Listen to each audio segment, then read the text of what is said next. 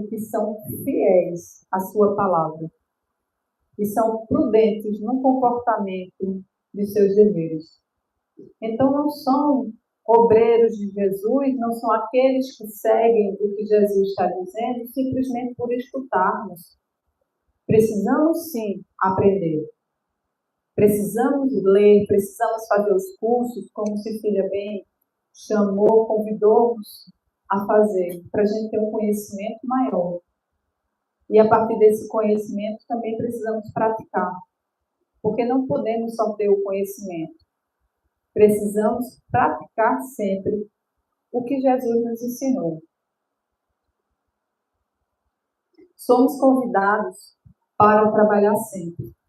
E quando nós falamos no trabalho, nós não falamos simplesmente no trabalho material, ou no trabalho que a casa nos convida a participar sempre, mas o trabalho que nós fazemos diariamente conosco mesmo e com o outro.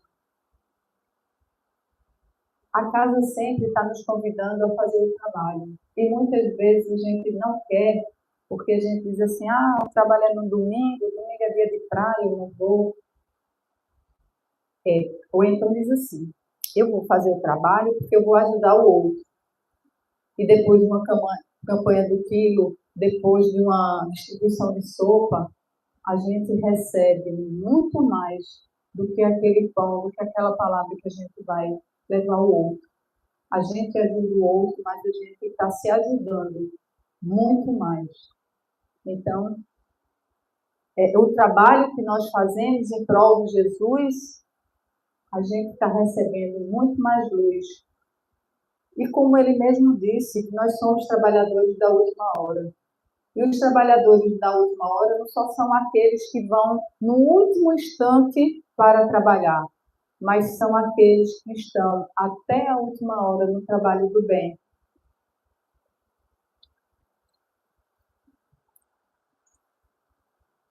E o que nos foi confiado não foi para ser enterrado.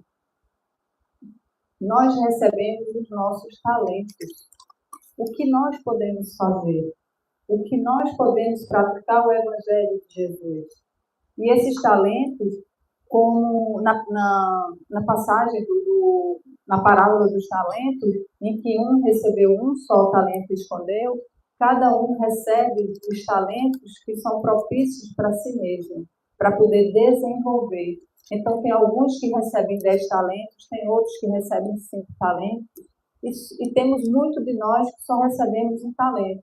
E não devemos enterrar esses talentos, mas sim multiplicar. E essa multiplicação desses talentos é exatamente o bem que nós fazemos ao próximo, ao outro.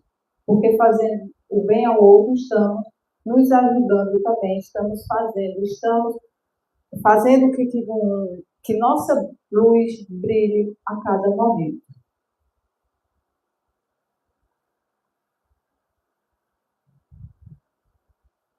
Então, o que podemos pensar quando Jesus diz, se fosseis cegos, não terias pecado? O que traz esse ensinamento dessa passagem para todos nós? Para aqueles que compreendem a mensagem do Evangelho, mas ignoram o conteúdo e não praticam, ou por cair no erro, serão mais cobrados do que aqueles que não têm o conhecimento e praticam um erro também. Se duas pessoas, um tem um conhecimento e faz o mal, e a outro que não tem o conhecimento e pratica o mal, aquele que tem o conhecimento, ele vai ser cobrado muito mais do que aquele que não tem conhecimento. Aí tem gente que está pensando assim agora, Cecília, então eu não quero saber nada porque eu não vou ser cobrado de nada. Mas nós já somos cobrados. Então, nós não podemos fugir das nossas responsabilidades, porque nós já temos o conhecimento, nós conhecemos Jesus. Então, de todos nós vai ser cobrado. E nós precisamos querer e dar o primeiro passo para o melhoramento, para essa prática do Evangelho. Então, a gente pode dizer assim,